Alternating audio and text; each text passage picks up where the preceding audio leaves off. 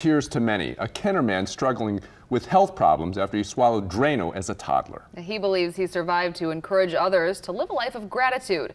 When that story ran in February, it shocked one special person who was watching. Tonight, after 50 years, Meg Farris shows us the surprise reunion. It's a lengthy ritual Thomas Leggett goes through every day. Awesome. Awesome, dude. Love it, love it, love it. Measuring and pouring and mixing, flushing and priming and cleaning, a maze of tubes. I mean, this awesome computer is gonna, that thing talk to you like a human being. And it's all because Thomas can't and will never be able to eat. And this is my daily life, and I enjoy it. Well, I came to enjoy it, knowing that I can't eat it again. The reason Thomas has never been able to eat goes back to when he was only 2 years old, part of a big happy family from the Irish Channel. Dad worked and Mother Mary stayed at home, running the household and caring for the 8 children. But on one life-changing day, she was at Charity Hospital, had just given birth to a baby. Dad was at home with all the children. That's when Thomas screamed. He said his mouth was burning and they gave him water. When they gave him water, instead of it staying in his mouth, it went down his esophageal cord. Thomas had swallowed one of the strongest chemicals made to melt through thick clogs in pipes, Drano crystals. He was rushed to Charity Hospital, just floors below his mother and new baby brother. There he stayed for nearly 3 years. There was extensive damage from his tongue to throat, down his esophagus to his stomach and intestines.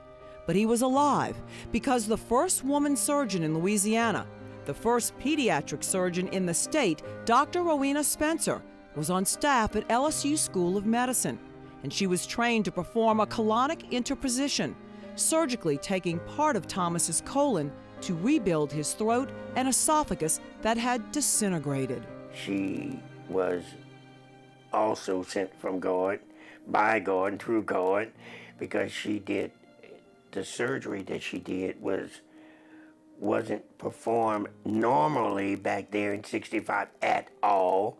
Thomas told us of the horrible school-time bullying and battering he endured being disfigured. I was called every name in the book, and they used to call me fish, muzzle, duck. Mother Mary showed us through tears how she swaddled him in hugs, love, praise, and encouragement to get him to love and accept himself. She did it alone. Thomas's dad went to his grave feeling guilty over the accident. Well, he started drinking. And I would always tell him, drinking wasn't the way out. Drinking wasn't going to heal our problem. You got to learn how to heal from within. As Thomas and his mother told their story, someone very special was watching. Martha Jenin was a senior charity nursing student at the time. Her ongoing sole assignment was to care for one sick little boy. I was terrified to take care of him because he was such a challenging patient. But my instructor assigned me to him, and I grew to love him.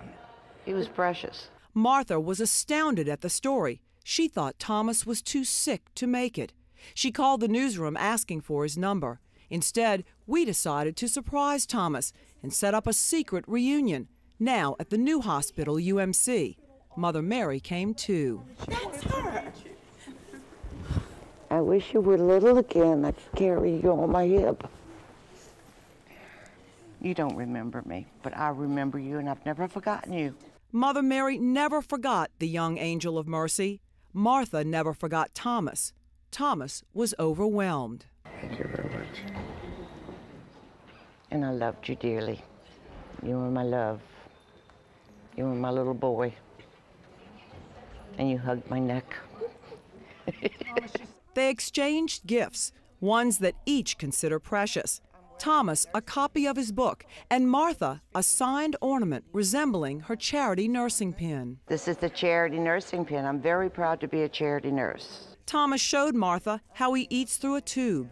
Martha explained how she fed him through a tube. I remember being very, very careful with that tube because I was afraid I was going to pull it out. Thomas wanted details about the late Dr. Spencer, the pioneer who saved his life. She was a perfectionist. Right. Very perfection. Yeah. You had to do, you know, we had to keep on our toes to do everything right for her.